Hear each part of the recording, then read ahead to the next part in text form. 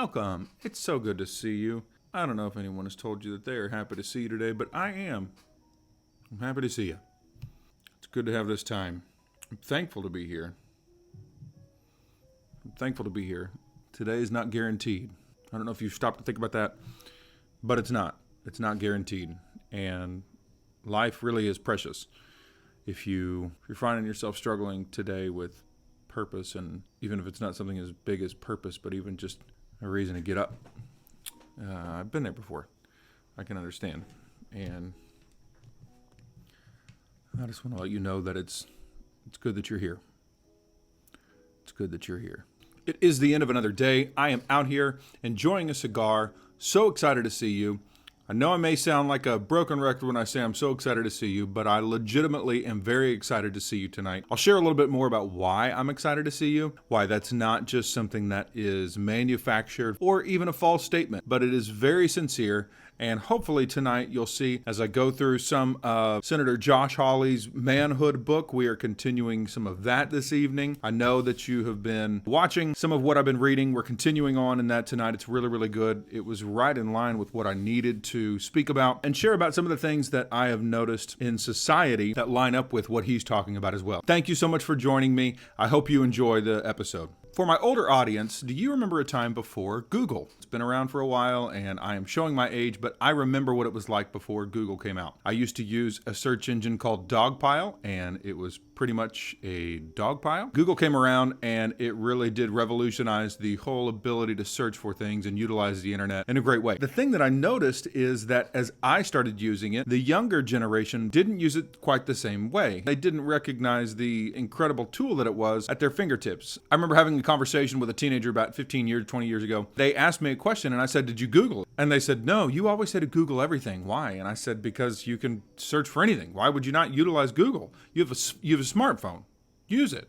Be smart. Use your phone to search for something." The sad thing is, I looked online tonight to see what was the most searched phrase in 2023. What I found was that the most searched phrase for 2023 is "what should I watch?" What should I watch? That's a very depressing phrase when you think about it, especially the fact that that is the most searched phrase in Google's database for this year. Why is it so depressing? Because it means that people are choosing to watch something instead of do something. And I get there are those times whenever you're sitting at home with nothing to do, or your plans got changed, or you're waiting for somebody, and that makes sense. I can understand that. If you don't have kids, I know it's a lot easier to watch a lot of things. A lot of people binge watch. I have not binged watched anything in over a decade because I have children. I choose to spend my time in investing in my children, and they take up a lot of time. That's not a complaint at all. I'm really excited about that. But I recognize that there are people who are not in the same boat as me, who don't have children and need something to do. Instead of Googling something to watch, maybe Google something that you are interested in. Find out something new. What is the best new book that is out? Who are some of the authors that you appreciate? What do they recommend? How did they get started? What was their journey? I'm interested in this.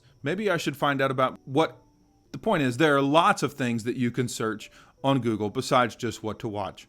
Our culture wants us to just continue to consume. And it's easy because consumption creates profit. The more you consume, the more the companies who create the products for you to consume, the more they make. And it works for capitalism. Have you ever noticed that after you watch something and you watch something else and you watch something else, that you kind of feel empty afterwards? I know tonight I was struggling a little bit with just, do I want to even shoot a video because I don't know who's going to actually watch it? I get the irony. I'm talking about not watching something while doing a video for somebody to watch. So please forgive me with that. I apologize. I really did wonder if it was worth it because who's going to watch it? What is this going to impact? Does anybody really even care? Is this for anybody? And I was struggling with what content to try and come up with. I turned to the book I've been going through. I reached for Senator Josh Hawley's book. I was struggling with figuring out what to say. And sure enough, it lined right up with kind of where my heart is and even helped speak to why I'm struggling with what I'm struggling. He speaks on nihilism, which is basically a rejection of any type of moral or religious absolute. It says that everything is meaningless. There's no purpose. And so ultimately, there is no reason for doing anything. Nothing matters. It's all crap. In the book, he says, it says that God waits upon our work and cooperates with it. There are things he chooses to accomplish only by our working. There is a future he creates only by our building. He uses our work to renew the world. That message sharply contradicts another group of leftists who claim men's work ruins rather than improves the earth. These are the climate change fanatics. They equate human production with desperation, the use of the earth's resources with environmental rape. For them, environmental fear now stands in for religious commitment. As one observer put it, on the left, apocalyptic environmentalism is a kind of new Judeo-Christian religion, one that has replaced God with nature. In the Bible, human problems stem from our failure to adjust ourselves to God. In the apocalyptic environmental tradition, human problems stem from our failure to adjust ourselves to nature. Recall how in the Genesis story, Adam and Eve are told to exercise dominion and expand the garden, to cultivate the wild world and order it to the glory of their Creator. The religion of environmentalism preaches a very different message. Leave the world well enough alone in all its unformed chaos, or suffer terrible consequences. Human efforts to order creation will only do harm because humans are the villains. The left routinely blames men for our planet's supposedly imminent climate doom. The climate radicals teach that men must accept that their work upon the world nearly always makes things worse, not better, destroys, not builds up, robs and deforms. Merely by being male, men do damage.